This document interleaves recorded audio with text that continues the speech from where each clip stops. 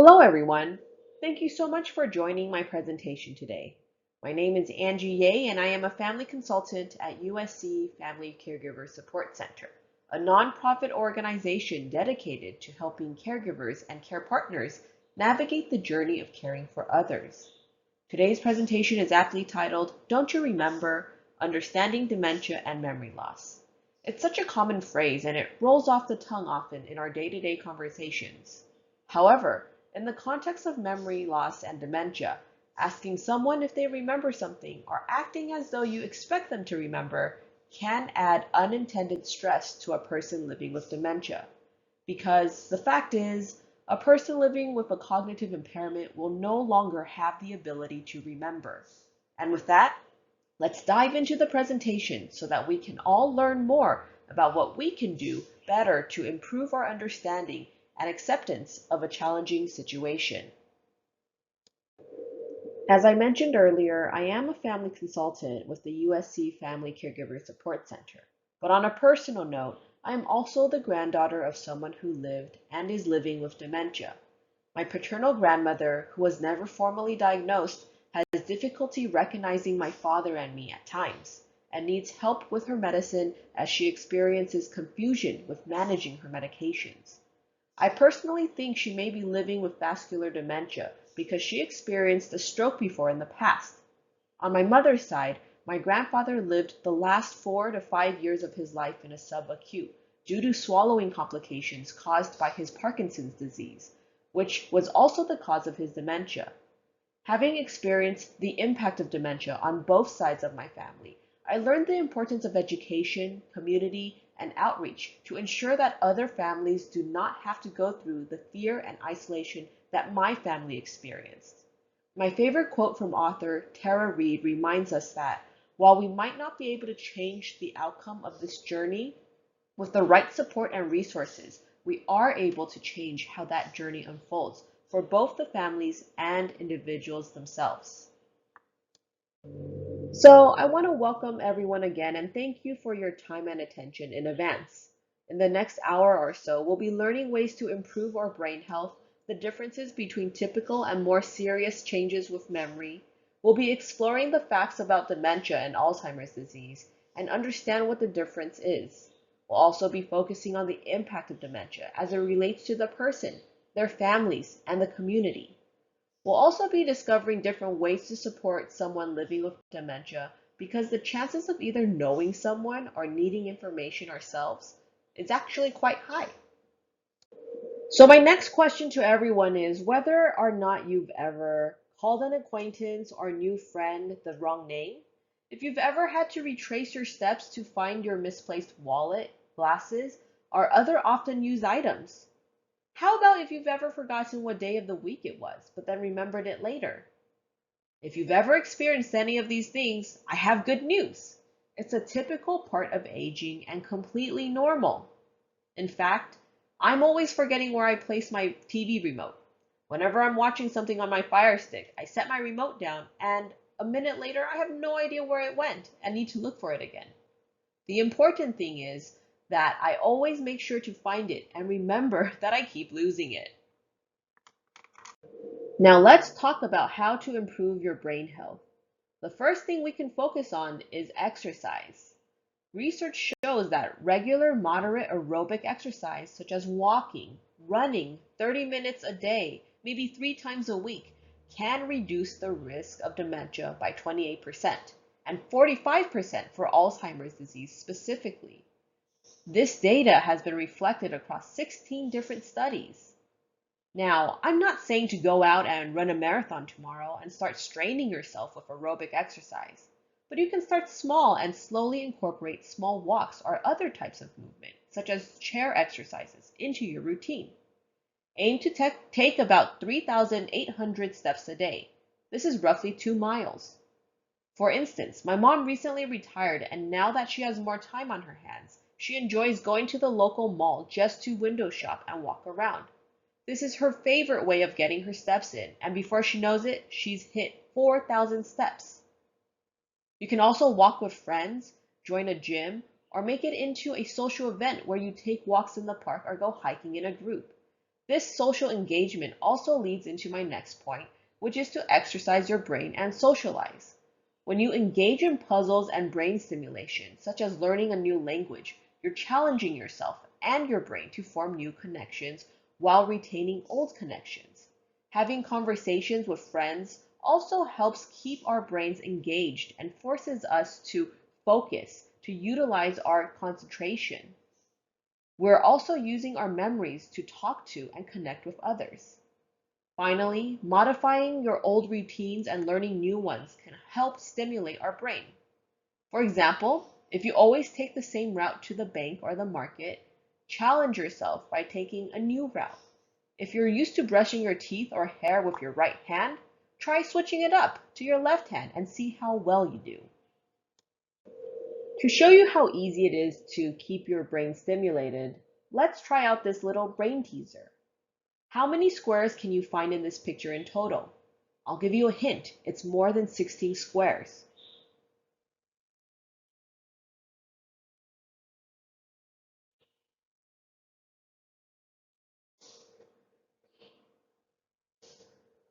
Okay, great. The answer is 30. This is because there are 16 of the 1 by 1 squares, 9 of the 2 by 2 squares, 4 of the 3 by 3 squares, and 1 of the 4 by 4 squares. So in total, it's 30 squares. How did you do? It's also important to know and control your health numbers. It's very important to talk to your doctor to get those annual exams done, to get your blood tests done, because your physical health can impact your brain health. It's important to make sure that you know how high your blood pressure is, or if you have diabetes, if you have high cholesterol, if you need better weight management, and if you have depression. These are all things that can impact your overall brain health negatively. Like I mentioned, with my paternal grandmother, her stroke impacted her brain health and affected her memory as well as her overall cognitive function. And the risk of strokes, as we know, are higher if we have high cholesterol or high blood pressure. We can also control what we eat and how much we sleep.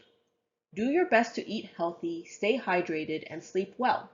Choose to incorporate more antioxidants, vitamin C, vitamin B12, and omega-3 fatty acids into your diet. You can eat things like strawberries, blueberries, and dark chocolate in moderation. You can eat wild-caught salmon and other types of fish. You can look online for new recipes to try. This can also help challenge your brain and can be part of learning new things. What you want to do is focus on minimizing and reducing the foods that aren't the best for you. I'm not saying you need to get rid of them completely, but you want to manage your portions and spread out how much processed foods you're eating on a weekly or monthly basis.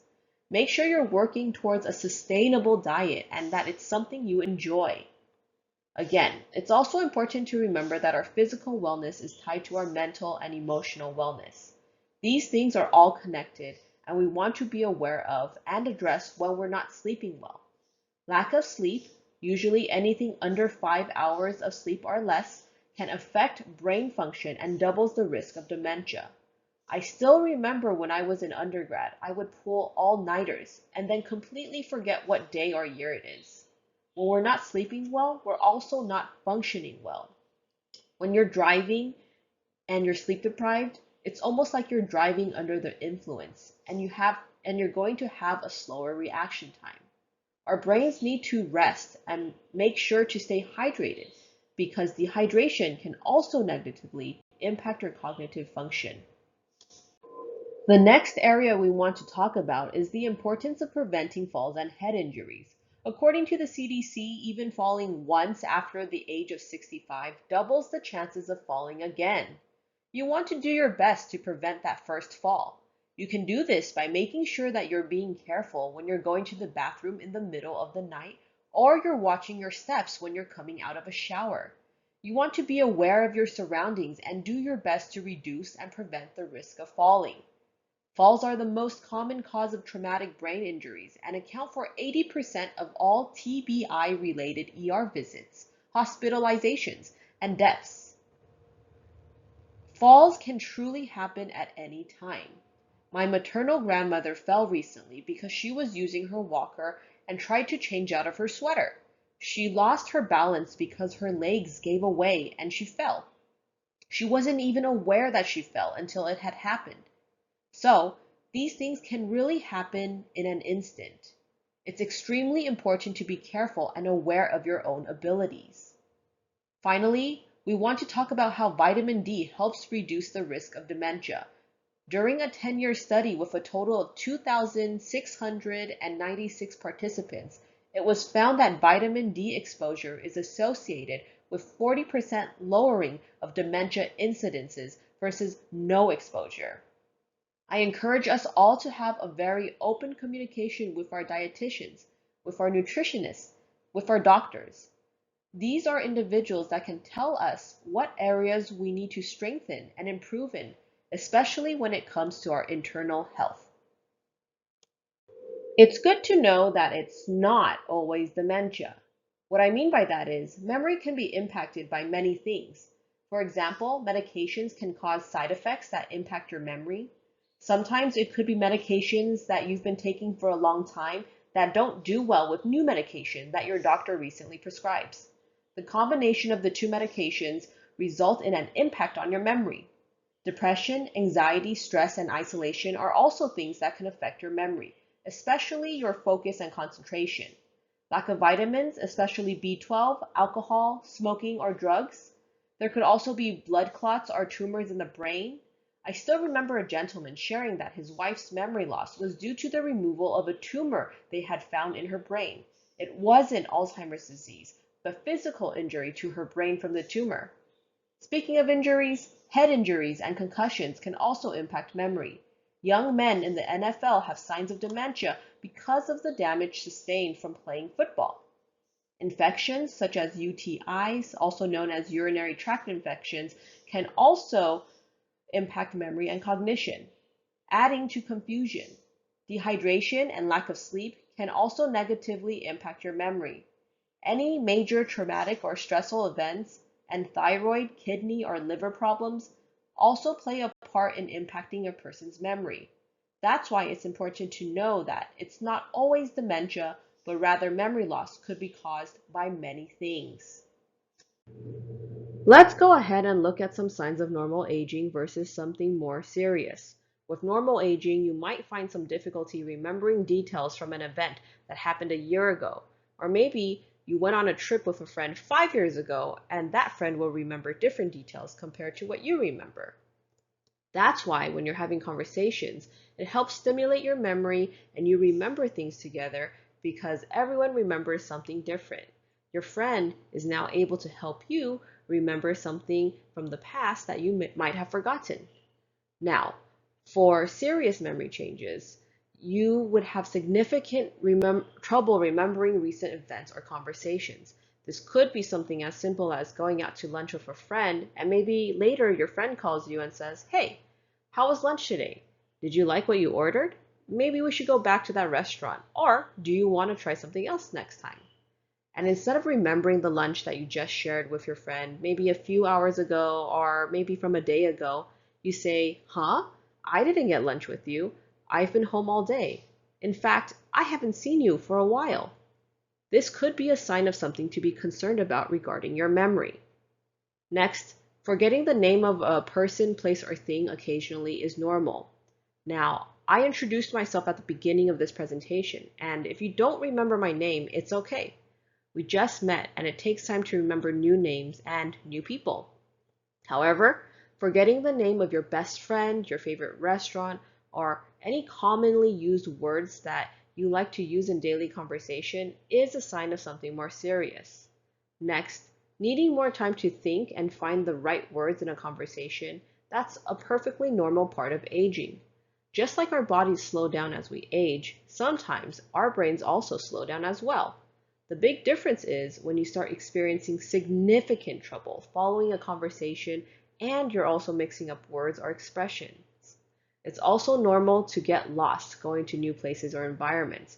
I always joke that I'm someone who needs my GPS no matter where I go because I'm just terrible with navigating myself anywhere.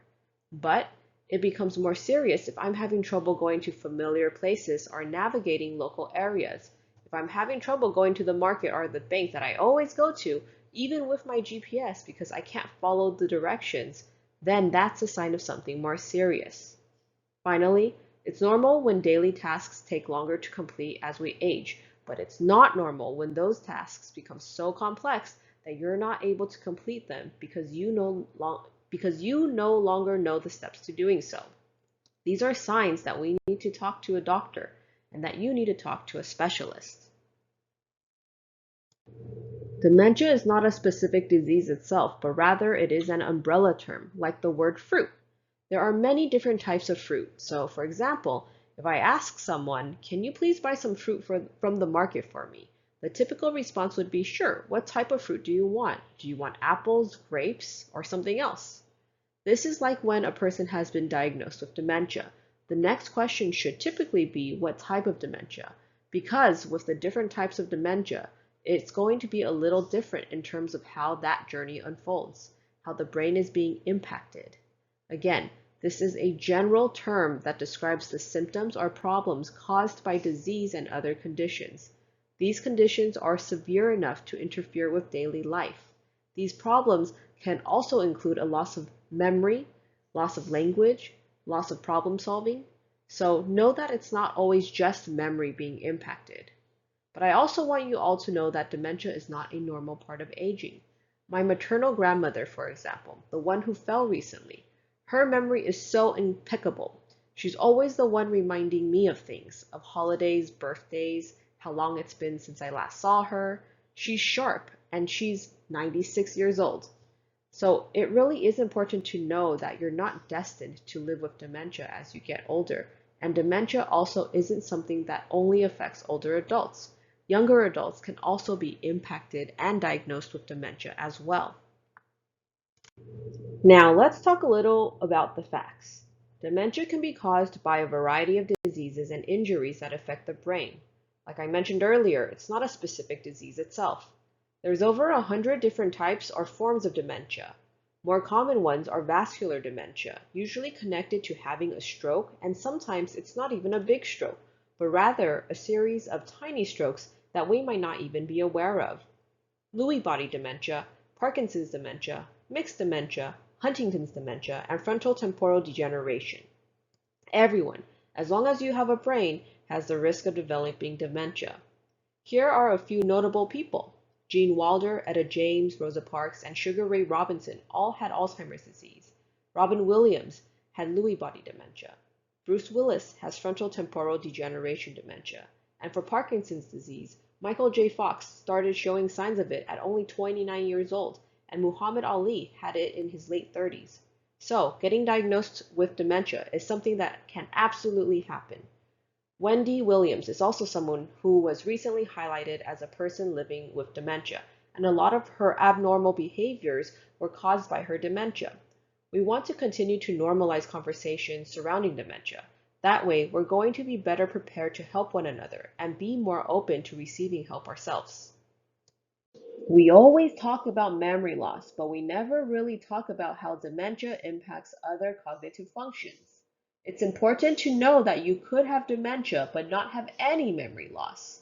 In fact, memory loss is not always the first sign of dementia. Unusual or antisocial behavior and loss of speech or language are usually the first symptoms of frontal temporal degeneration. I was at a presentation once where the presenter shared that her mother lived with FTD and never once had any issue with her memory. Her mother experienced other challenges with her cognitive function, but never had memory loss. Because of this, it's important to have a formal diagnosis to rule out other causes of dementia and give families more time to plan and access the right care. I am a big believer in having time to plan, and we can all use a little more time. Time allows us to share our thoughts and gives us the ability to know what it is the person living with dementia would want. It allows their wishes to be heard. We always can benefit from having more time to spend with someone.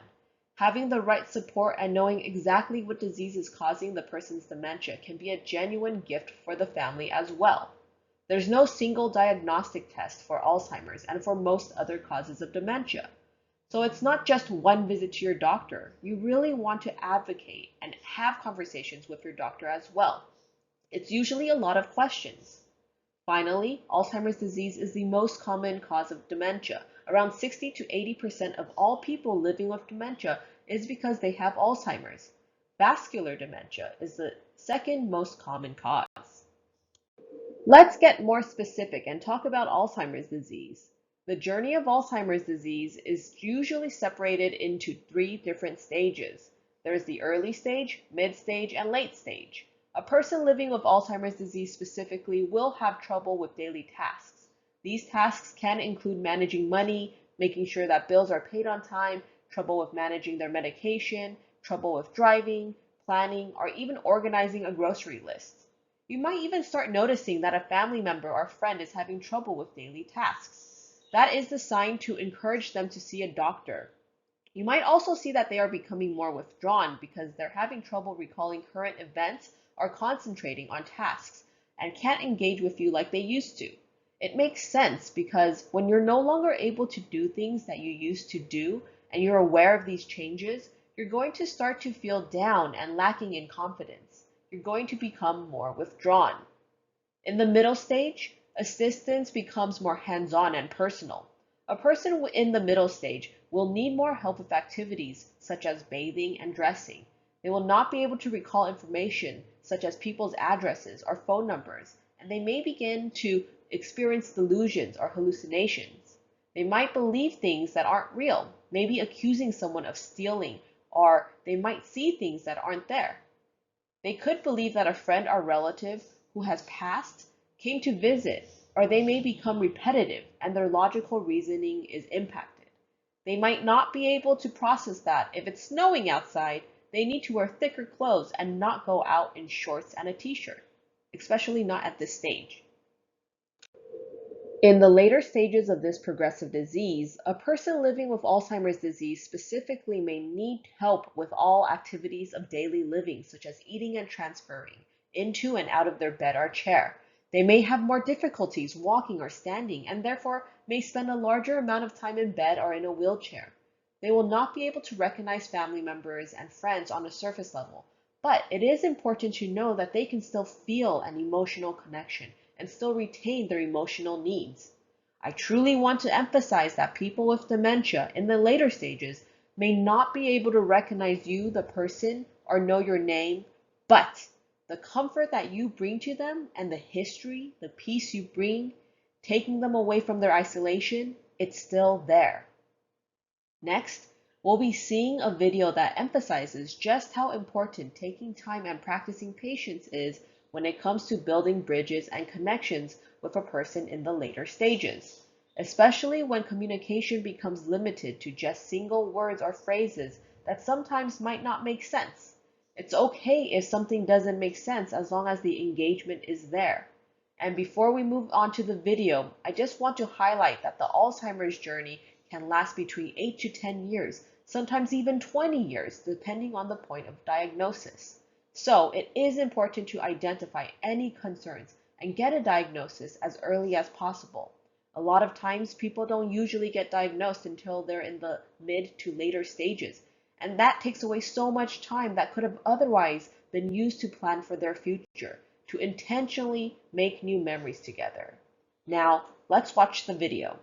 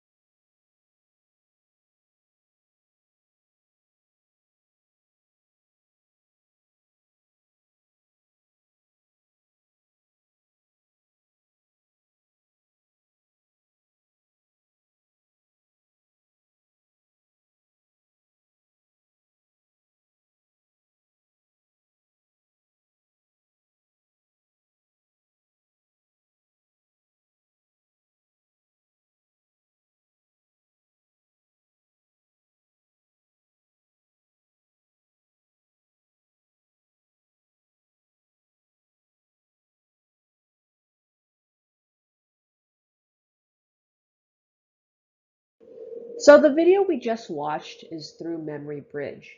This is a video you can find on YouTube, and it's through the documentary There Is a Bridge. The first time I saw that video, it was so impactful. I would say life-changing. To see the influence of how patience and connection can have on someone living with dementia. The amazing part is that this was the first time Naomi and Gladys met. But as you can see, the presence and grace that Naomi acted with, how she communicated to Gladys on an emotional level, she was able to create a safe space for someone who otherwise would have easily been forgotten. So when it comes to interacting with someone in the later stages of Alzheimer's or another type of dementia, we are the ones who need to change our minds about people whose minds have changed. This is a message that Dr. Alan Tower always emphasizes, always doing our best to learn this new language of dementia, to see the person beyond the disease that they live with. Now let's talk about the impact of dementia. It's important to remember that dementia does not only impact a person's memory, but other very important areas and functions of the brain.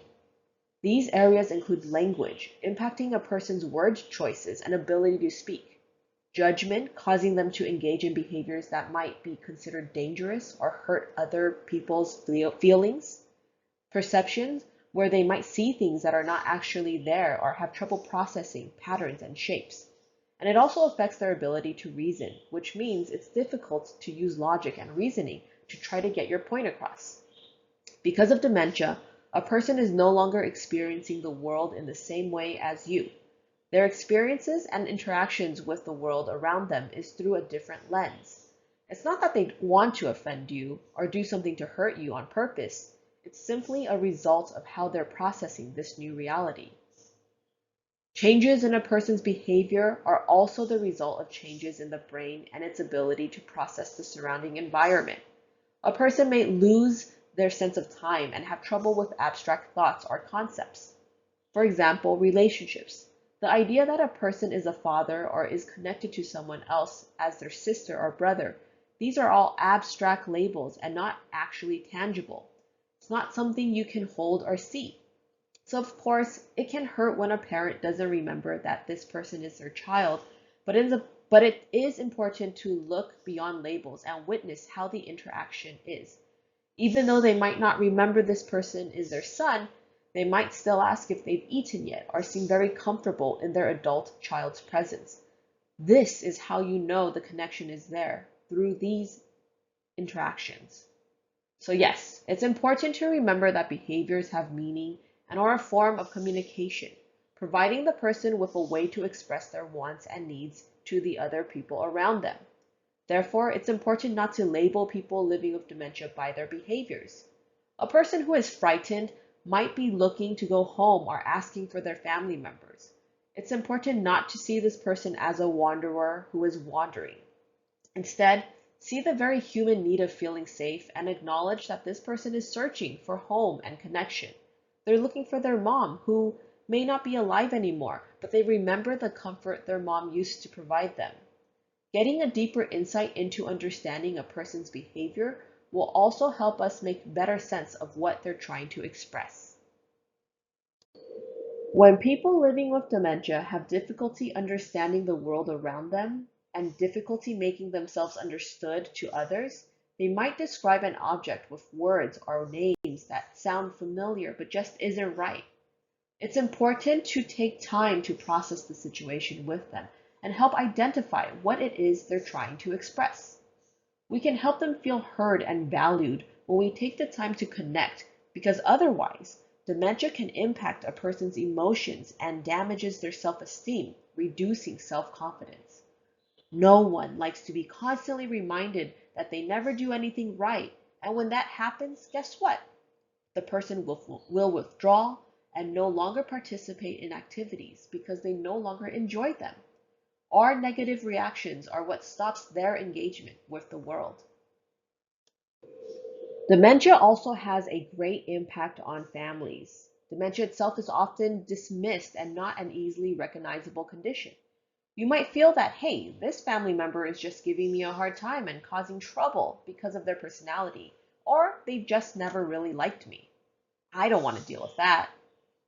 You might see that people who are diagnosed with dementia and their family members are often finding themselves isolated by their community, especially as the dementia progresses. These families have a harder time going out to eat at a restaurant or shopping at the mall because of their person's cognitive decline and the lack of accessibility in these public spaces. The employees at a clothing store may not be aware of what dementia is and gets really upset when the person living with dementia tries to bring 10 articles of clothing into the dressing room when they're really only allowed 2. This causes a big ruckus, and the family members and their person have a terrible time. It's important to remember that activities and environments that used to be easy to access may become much more difficult and complicated simply because others in the community or the physical space itself isn't set up correctly. Dementia also impacts the person's family and friends. People might stop visiting, stop talking to, and stop engaging the person living with dementia because they don't know what to say. There's no training or education involved. They lack the knowledge on how to support a person living with dementia.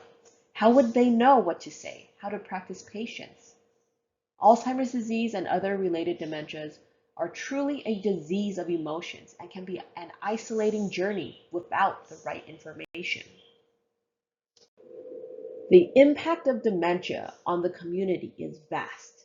Black Americans and all other ethnic minorities are greatly underrepresented in dementia research. There's a huge lack of literature. There's a lack of advocacy.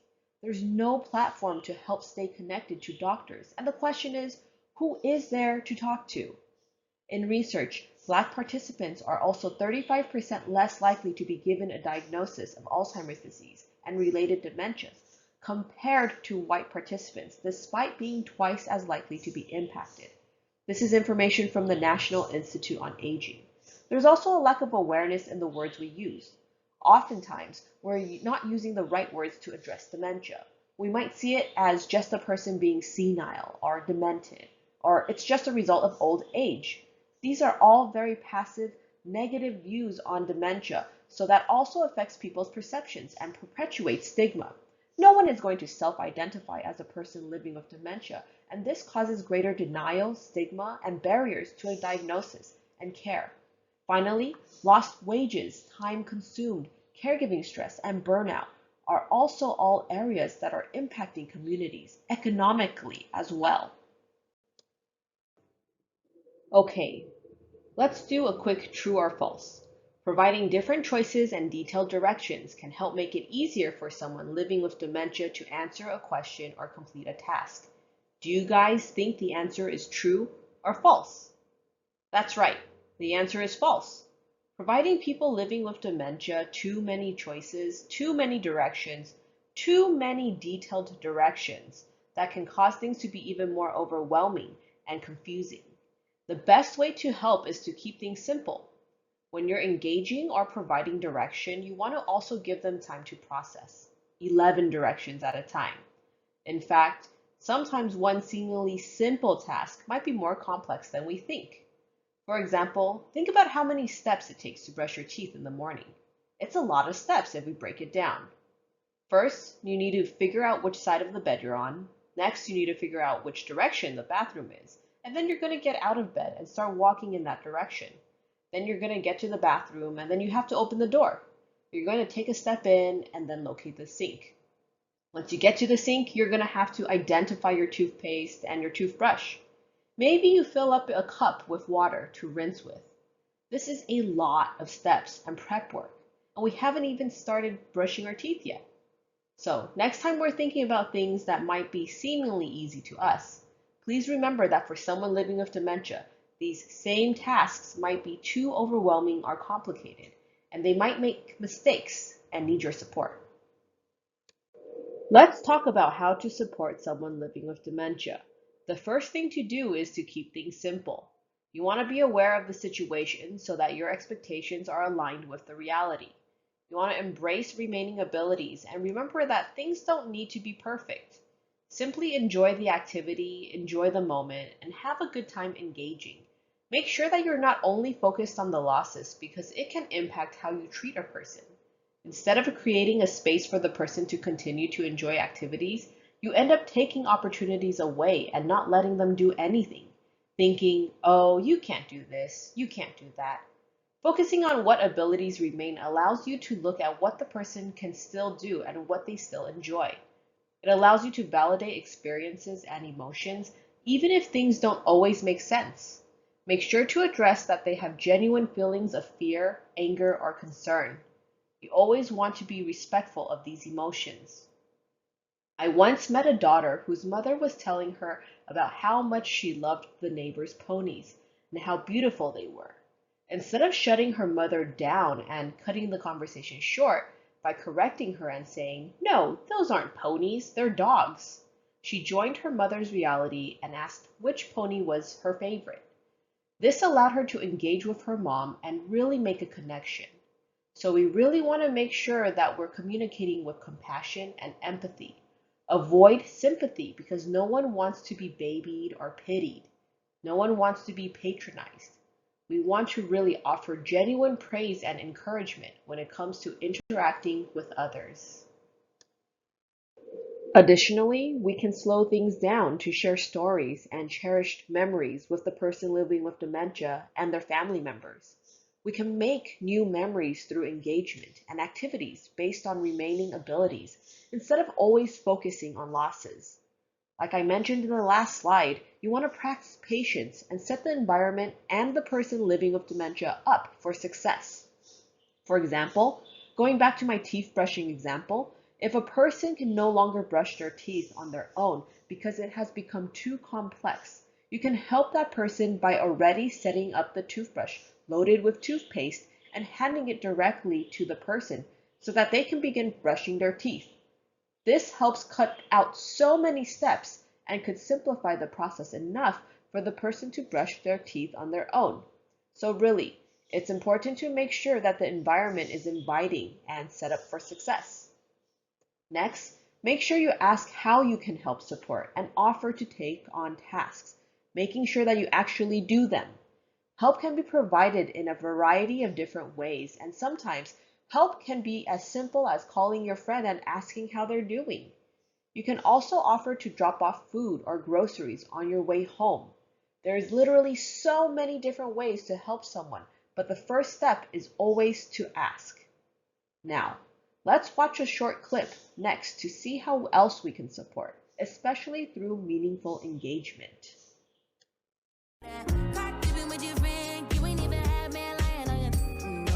We are mostly spreading awareness for people with Alzheimer's. I really want people to know that they're not just people that just sit there and don't really do anything.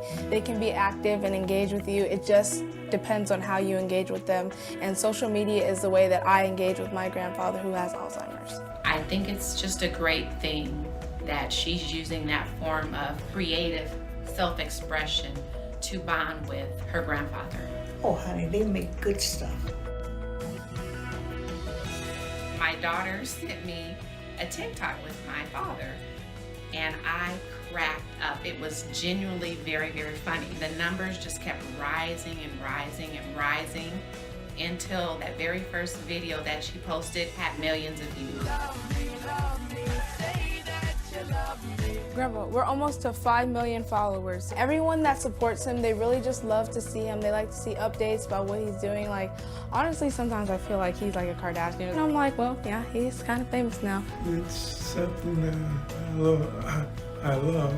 She always come up with something new. Come on, Grandpa, let's try this. She's truly brought him back to where he has more energy, he's more engaged in life. I see him smiling, I see him dancing, I see him cooking, things that he used to do before he got diagnosed with Alzheimer's. And before, I felt like he just had a gaze through his eyes, but when I see him doing the TikToks, I see a whole new Charles. Just support your grandparents and love them as much as you can.